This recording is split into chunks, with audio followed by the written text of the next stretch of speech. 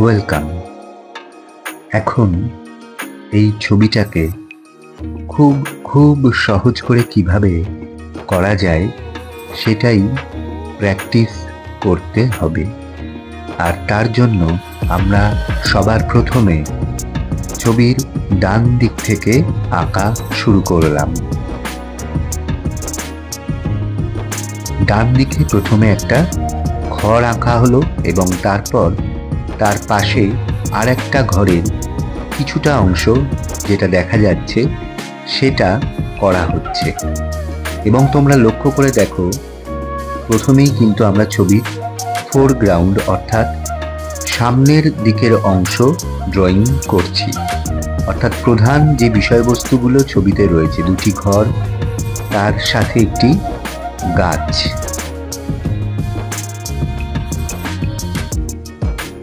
তোমরা লক্ষ্য করে থাকবে যে ড্রয়িংটা পরপর কিভাবে করা হচ্ছে, অর্থাৎ পরপর মানে স্টেপ বাই স্টেপ একটার সাথে আরেকটা কিভাবে জড়িয়ে রয়েছে বিষয়বস্তুগুলি। যেমন প্রথম বিষয় ছিল আমাদের একটা ঘর, সেই ঘরটা আঁকার পর তার পাশের ঘরটা আঁকা হয়েছে, তারপর ঘর দুটো আঁকা হয়ে গেলে পিছনের গাছটা করা হয়েছে এবং তারপর ডাঙা এবং তারও পরে নৌকাটা করা হচ্ছে। অর্থাৎ একটার সাথে আরেকটা বিষয়বস্তু যেভাবে পরপর আসছে সেভাবেই কিন্তু ড্রয়িংটা করা হচ্ছে।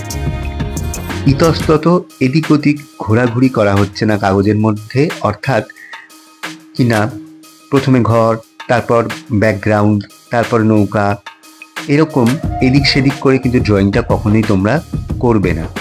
পরপর একটার সাথে আর একটা বিষয়বস্তু যেভাবে আছে সেভাবে ড্রয়িংটা করলে ড্রয়িংটা কিন্তু নির্ভুল হবে।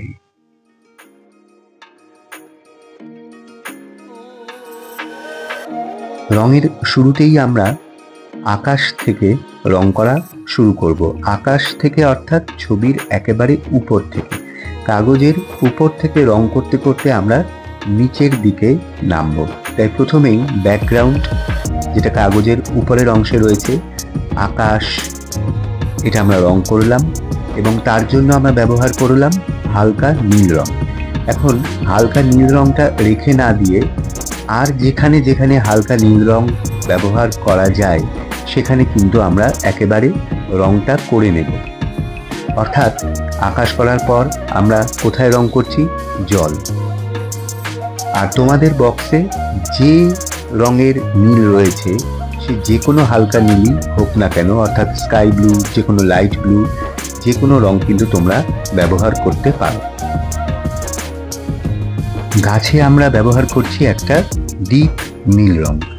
যে কোনো ডিপ নীল তোমরা এক্ষেত্রে ব্যবহার করতে পারো, যেমন প্রুশিয়ান ব্লু, এই রংটা কিন্তু ব্যবহার করা যেতে পারে। আর একটা মজার ব্যাপার দেখো, এখনো পর্যন্ত ছবিতে কিন্তু যতটা রং করা হয়েছে পুরোটাই দু ধরনের নীলের শেড। এই প্রথম আমরা অন্য রং ব্যবহার করছি, বার্ন্ড সিয়েনা বা বার্ন্ড সিয়েনা না থাকলে লাইট ব্রাউন। এই দুটোর মধ্যে যে কোনো রং তোমরা গাছে দিতে পারো। আর গাছটা কিভাবে রং করা হচ্ছে দেখো, প্রথমে আমরা গাছের ডালের বাঁদিকগুলো একটু চেপে রং করেছি আর তারপর সেই একই রং কিন্তু হালকা করে বাকি অংশে ভর্তি করা হয়েছে।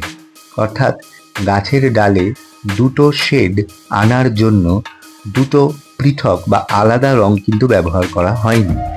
একটি রংকেই একবার চেপে একটু ডিপ শেড আর হালকা করে চেপে হালকা শেড করা হলো।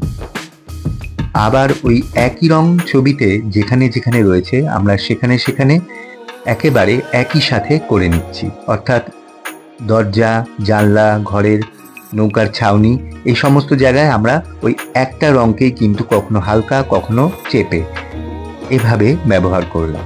আর পিছনে ছবির ব্যাকগ্রাউন্ডে একেবারে পিছনে যে ডাঙাটা রয়েছে এবং তার উপর যে গাছগুলো রয়েছে সেখানে আমরা প্রথমে ক্রেয়ন কালার দিয়ে রং করেছিলাম, এবার কিন্তু করছি কালার পেন্সিল দিয়ে। আর কালার পেন্সিল দিয়ে প্রথমে করলাম এমেরাল্ড গ্রিন। এমেরাল্ড গ্রিন এই রংটা যদি তোমাদের কাছে না থাকে তো তোমরা ল্যাভেন্ডার কালার ব্যবহার করতে পারো, অথবা যে কোনো হালকা সবুজও কিন্তু দেওয়া যেতে পারে। আর নিচের অংশে আমরা অর্থাৎ ডাঙায় দিচ্ছি হালকা সবুজ, যে কোনো লাইট গ্রিন অথবা ইয়েলো গ্রিন যদি থাকে তোমাদের বক্সে, তোমরা সেটা কিন্তু স্বচ্ছন্দে ব্যবহার করতে পারবে। আর তার উপর দেব লেমন ইয়েলো। আর ডান দিকে যে গাছটা রয়েছে ঘর দুটির উপরে, সেখানে আমরা ব্লু এর ওপর ব্যবহার করছি ডার্ক গ্রিন। আর ডার্ক গ্রিনের ওপর সামান্য অংশ তোমরা একটু ফাঁকা রাখবে, ফাঁকা রেখে নিচের দিকটা অর্থাৎ গাছের পাতার অংশ যেখানে রয়েছে সেই নিচের দিকের অংশটাতে গাঢ় সবুজ বা ডার্ক গ্রিন রংটা ব্যবহার করতে পারো। আর উপরে দিয়ে দিলাম লেমন ইয়েলো। এবার ঘর দুটি এবং গাছটি যে ডাঙার উপর রয়েছে সেই ডাঙাটা রং করতে হবে। আর সেখানে কিন্তু আমরা একটু অন্য ধরনের একটা সবুজ রং ব্যবহার করছি। তোমরা ব্যবহার করতে পারো স্যাপ গ্রিন। এখানে স্যাপ গ্রিন দেওয়া হচ্ছে। স্যাপ গ্রিন যদি কোনো কারণে তোমার বক্সে না থাকে তো তুমি কিন্তু তার বদলে অলিভ গ্রিন এই রংটাও ব্যবহার করতে পারো।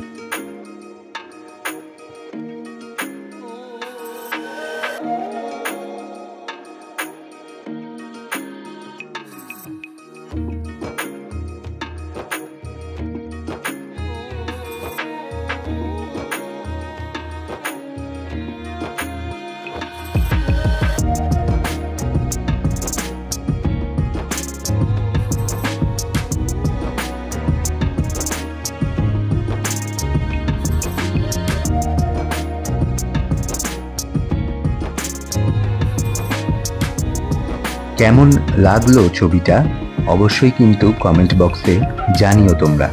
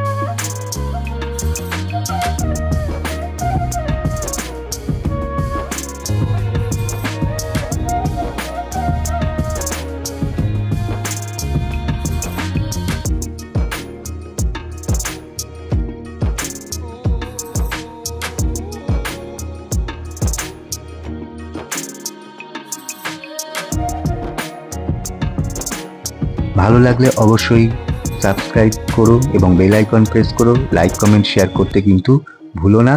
আবারও দেখা হবে। সবাই খুব খুব ভালো থেকো আর মজা করে ছবি আঁকতে থাকো। টাটা।